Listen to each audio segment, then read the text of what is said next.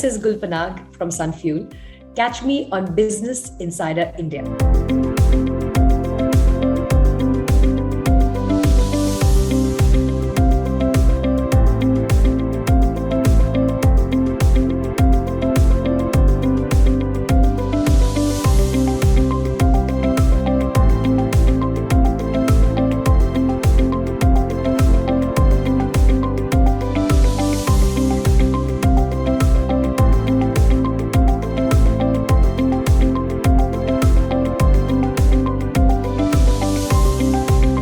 As for my sustainability journey, it comes from a rather different, unexpected quarter. It comes from being an automobile enthusiast. So I began exploring electric mobility as the most innovative future that the automobile industry could have. I mean, I've been an automobile enthusiast for a very, very long time, and I always track technology and the kind of efficiency electric vehicles bring from a physics standpoint, where you talk about the efficiency of the way the energy is utilized and how much energy is converted into actual transmission and movement. I was fascinated by the fact that first generation electric vehicles are 98% efficient. Now compare that with internal combustion engines, now known as ICE or Ice Age engines, where the most efficient hydrocarbon-driven internal combustion engines are at about 40, 42, 45%, and those are in Formula One cars, supercars, that are the pinnacle of automobile engineering. And that kind of efficiency your and my street car is not going to see unless you can afford a Lamborghini or a Bugatti in that category. So that level of efficiency in the engines is only available at the top of the pyramid of hydrocarbon-driven cars. Whereas the first generation of electric cars about 7 years ago already started with 98%. For me, that was fascinating. And that's what led me to explore electric vehicles as a means of transportation. And I'm happy to say that my primary vehicle of commute for the last 7 years in Mumbai has been an electric vehicle. And it's fun to drive. It's there's no lag in power delivery. You are standing at a traffic signal, and without any effort, you are surging ahead of segment D and E cars. And you're not trying to race, but they think, what's happening? This person's trying to race. So it really came from that standpoint. But the belief that I want to leave this place a better place than I found it is also important, because when you become parents, your perspective on the future changes. Till you are just fending for yourself, you're like, you go about life as though there's no tomorrow, literally. And then suddenly you have another person in the family, and your horizon changes from your lifetime to his lifetime, and then the lifetime of his children. And that really is where my passion for sustainability comes in, led by my passion for electric mobility.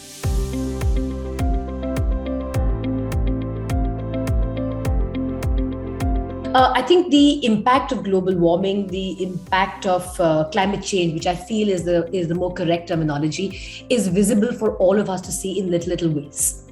And it is now reaching a stage where it is impacting day-to-day life.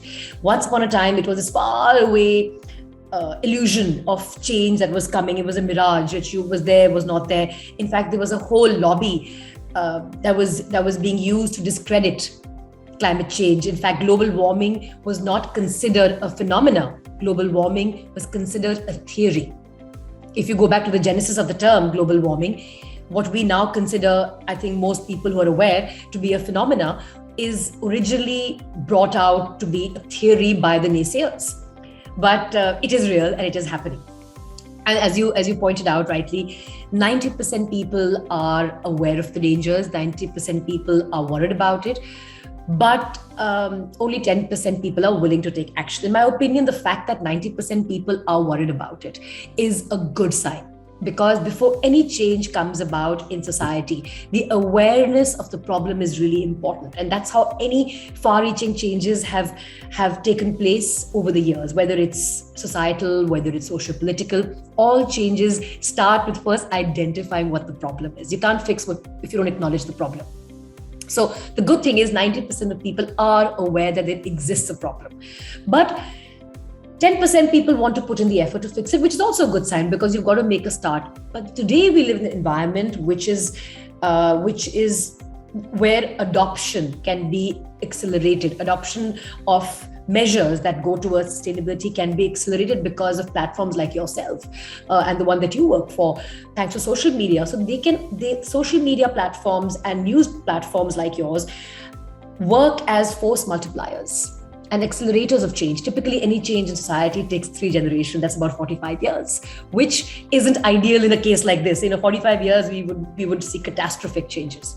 So the good thing is most people are aware that there is a problem. And the fact that even 10% are willing to do something about it, and I feel those 10% people who we refer to as early adopters have the potential, aided by folks like yourselves, to be accelerators and force multipliers of the change we desperately need now.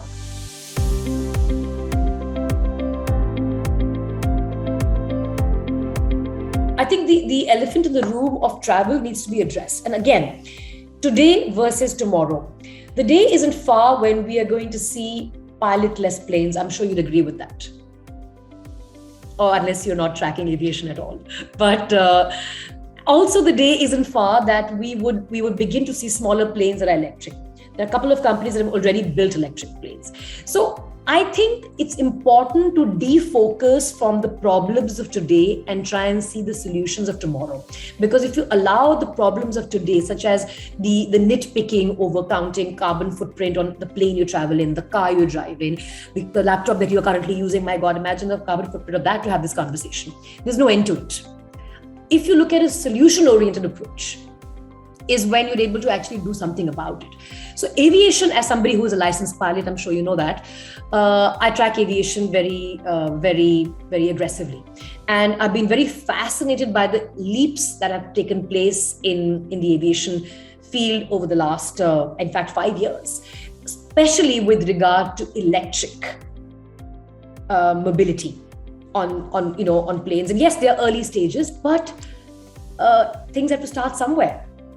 And I think if we commit ourselves to working for a better future and supporting technology that enables a better future, rather than worry about, oh my God, but if I fly to that meeting, then my carbon footprint is going to increase. But if I fly to that meeting, I may be in a position to change the world. So the greater good, which has been the bedrock of societal conduct, from the time of when the social contractualists in the 1600s propagated the idea of society. Everything is a social contract.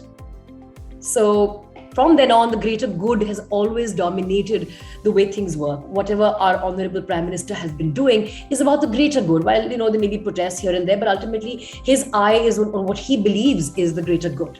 And the greater good right now is to look for technology that makes our world a better place to live in, rather than worry about today's carbon footprint of the computer you are using or the computer that I'm using or the power that we're generating. That's my humble opinion.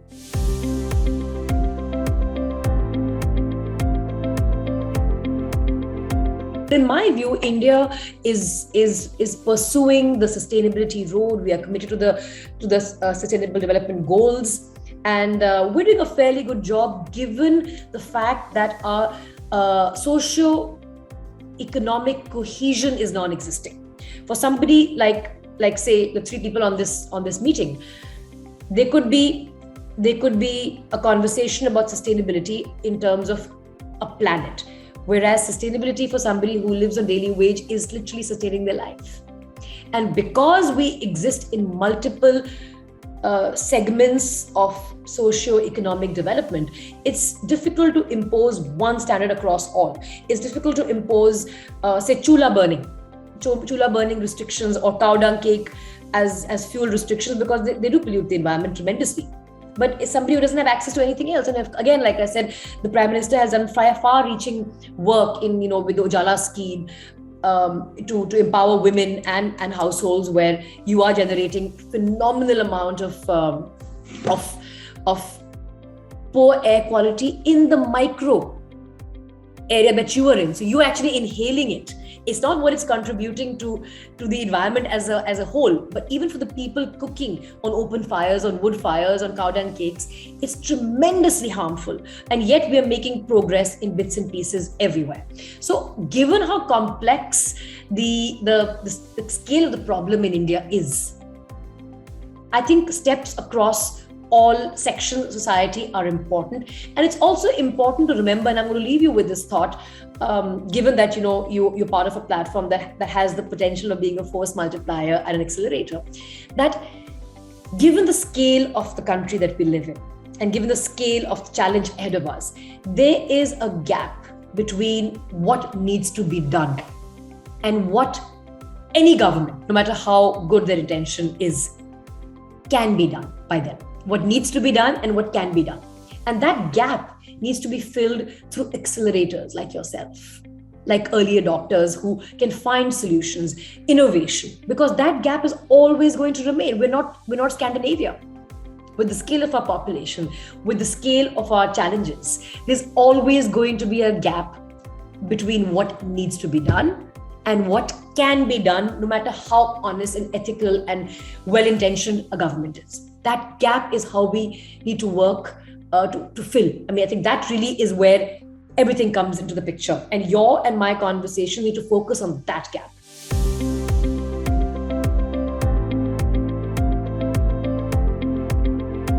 For us, the important motivation was not as much as only solution providing, but also the fact that we had a unique opportunity to do behavior modification.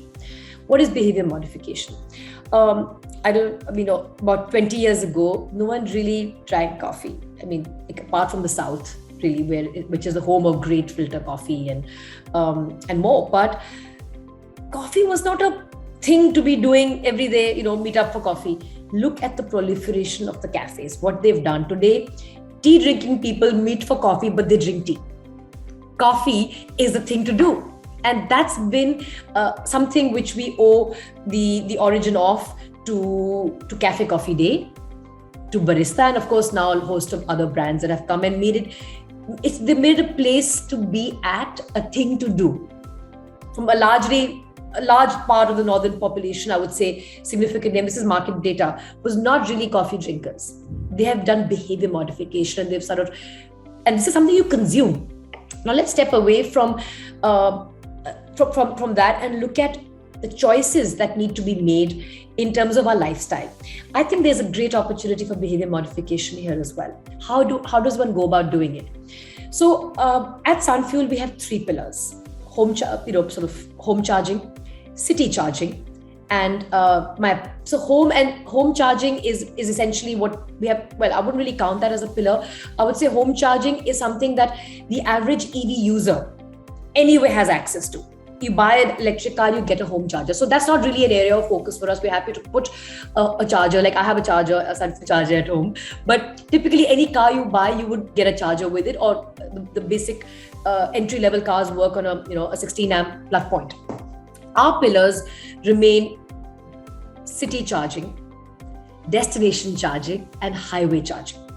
What is city charging? City charging is a place you frequent. You want to see a charger there, so that you feel that, a charger is there. In my experience of driving electric for 7 years, again, limited to daily commute, because I couldn't think of going far out, because there was no destination charging, there was no highway charging. So when you come to city charging, for chargers to be at places you typically hang out, your local mall, your place where you like to go for your groceries, those are places that help you start thinking, so there's a charger here. I could be doing my work in the supermarket for an hour and my car could charge here. Your mind begins to work towards making the decision for your next car if you already haven't made it. So city charging is largely, as my colleague and friend Sudhir says, it's needed but not required. It's needed because you want to see it to feel comfortable. It's how you want. It's why you carry medicines on a travel trip. You don't require them, but you need them for peace of mind that, I have everything. It's the reason we take insurance. You don't technically needed but you require it, or vice versa, required and no need. I mean, that's a, it's wordplay. So city charging is important for us simply because we believe that plays a role of behavior modification to a very large extent. The second pillar is destination charging, and I want to talk about that a little bit. But before I come back to destination charging, I want to talk about highway charging. Highway charging is what enables longer distances between 300 to 400 kilometers of travel. And those can only be enabled by fast chargers. They are fast chargers, and they are your, for want of complex words, regular chargers. A fast charger is something that will charge your vehicle at a much faster rate than a level 1, level 2 charger. Now, we also bring to the market the fastest fast charger, DC fast charger in the country currently at 120 kilowatts an hour. So that is being looked at from our end, and again, he will elaborate more on that. And we don't intend to put them at petrol stations. You can't wait for half an hour in the heat, sitting like this, it's charging. It's going to be at highway pit stops where you go to the washroom, where you grab a coffee, where you grab a snack, because your car is going to be there anyway. The shortest break that I make, I do regularly Bombay Pune and Delhi Chandigarh. The shortest break with a child is half an hour. I cannot make no matter what I do, how efficiently I plan my time. That's just how long it takes. You go to the loo, you buy a snack, you buy something, half an hour. So I want to be in a place as an electric user now, putting my user hat on, at a place where I can seamlessly charge my car while I do my other things. I don't want it to be at a petrol station. What am I going to do there? Just stand there and charge my car.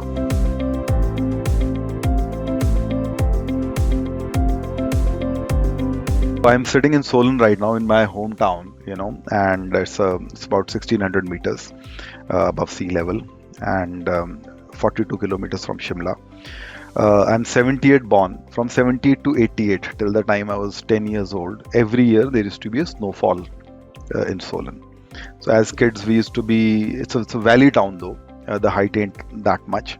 However, every year as kids, we waited for that day when everything is going to be white and the sun is going to be shining on the white hills, and you see that silver, that chandi, on the hills next morning. It used to be a beautiful day that we used to wait for. So till 1988, every year there was a snowfall. Now in 89 there was no snowfall. In 90 there was no snowfall. In 91 there was scant snowfall. Then 92, 93, 94, 95, there was no snowfall. In 96 there was again some snowfall. Then 97, 98, 99, 2000 there was no snowfall. 2001 I left Solan and came to Delhi. So out of the 22 years that I lived here, for the first 10 years there was always a snowfall every year. For the remaining 12 years there was snowfall just twice. When I was a kid, we never used to require any AC or fridge for that matter. Today when I come here in this hotel room, there is an air condition. And in my last company, I had a client also in Solan Sholini University. Whenever I used to go and sleep there, I used to sleep in AC. So global warming, which is a buzzword for a city kid, someone who's living in Delhi, has always lived in 40 degree, is very real for someone who is living in an ecologically fragile area. And for me, it was very real. I have seen it unfolded right out of my window. And I believe that maximum contribution that someone can do is when they are focused on sustainability, when they are committed to the reversal of climate change. That's my view. And climate change can be reversed. That's our belief, through planting enough number of trees, through going emission free. We saw that very clearly during lockdown, the first 2 weeks itself. All that change was that there were no vehicles on the road, which means there was no emission. And you could spot Dhauladas from Jalandhar, and you could see Himalayas from Saharanpur. So all that change was there was no emissions. I would, personally, and as Sunfuel, we would all want to contribute to that and make our big dent in the universe by doing so. So that's the story behind Sunfuel.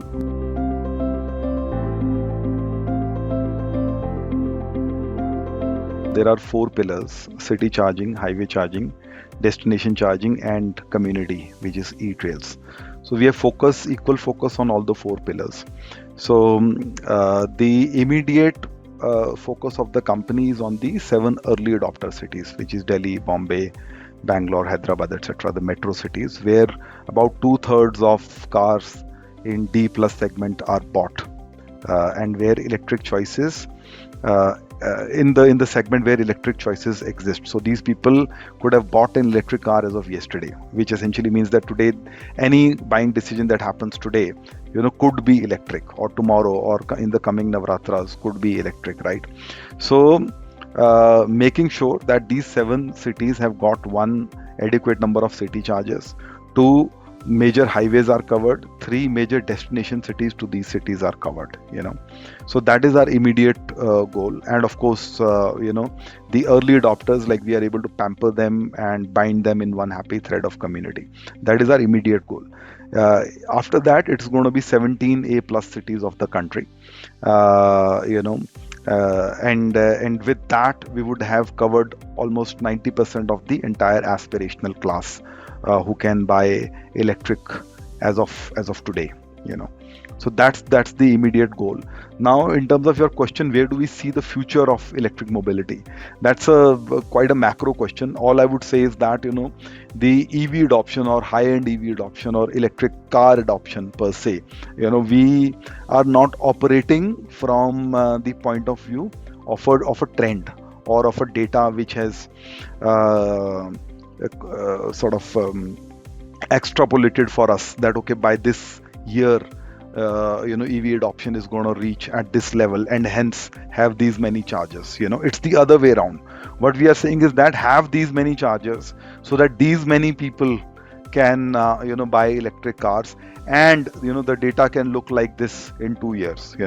Because in entrepreneurship, your value is created only when you are the reason for that behavior modification, and not the other way around, that someone has predicted a trend to you and then you are trying to sort of cater to that trend.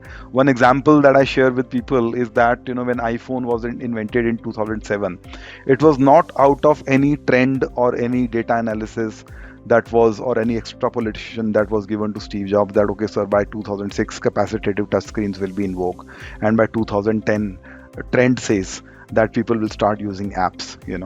So it was an event that changed that trend. Or even for that matter, 2008, when Tesla launched their first Roadster, it was not a trend which or data which which was given to Elon Musk, that, okay sir, by 2007 looks like people will start adopting electric, and hence you should start building a car now. It was that car which changed the world. So that's, in our view, humble view, the difference between entrepreneurship and opportunity hunting. People say, what is business and what is entrepreneurship? We believe that solving that real problem and getting people to make that switch is what is entrepreneurship. So we want to we want to make it an obvious choice for people in these 7 cities in the next 2 years. Electric, an obvious choice for them. That's our immediate goal.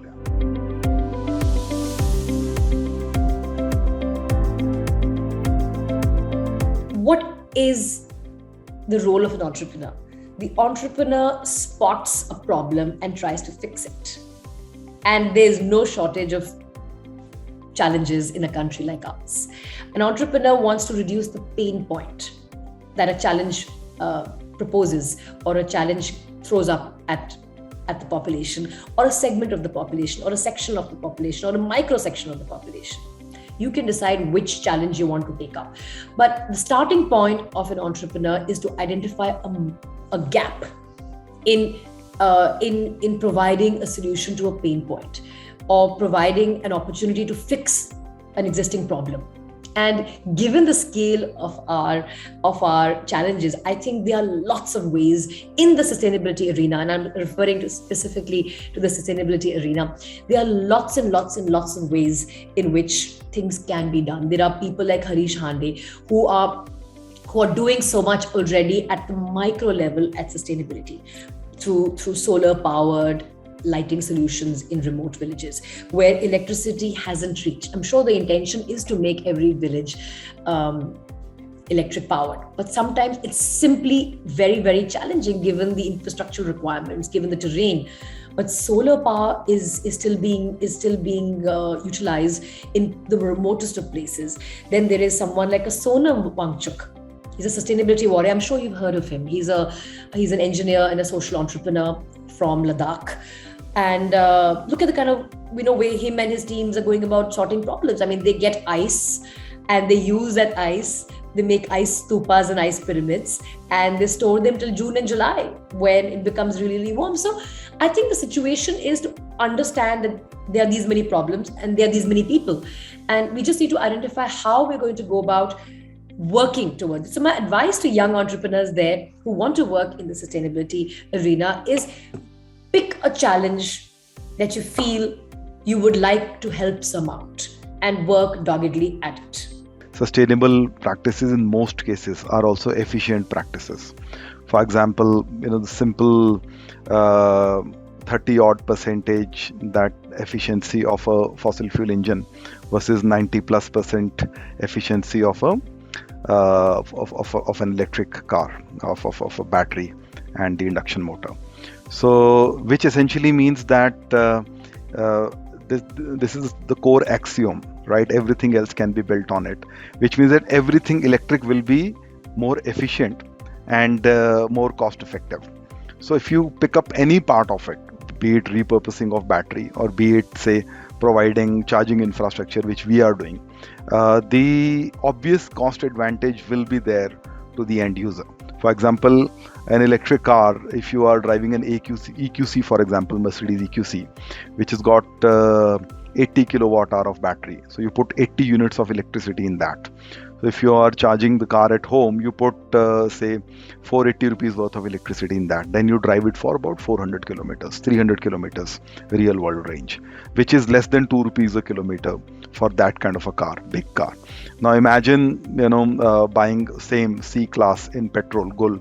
So it would give about 8 to 10 liters, kilometers per liter of 10, mileage, right? 10. Okay, 10 given.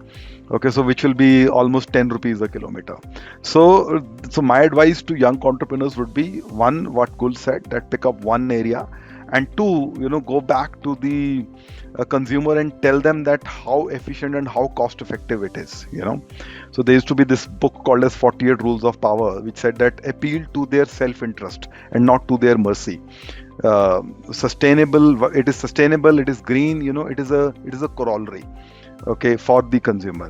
If it is infinitely cheaper, if it is 1/5 the cost, and after that the maintenance, for that matter, of an electric car is way too less than maintaining a fossil fuel car, which has got 140 odd moving parts compared to 20 moving parts that an electric car has.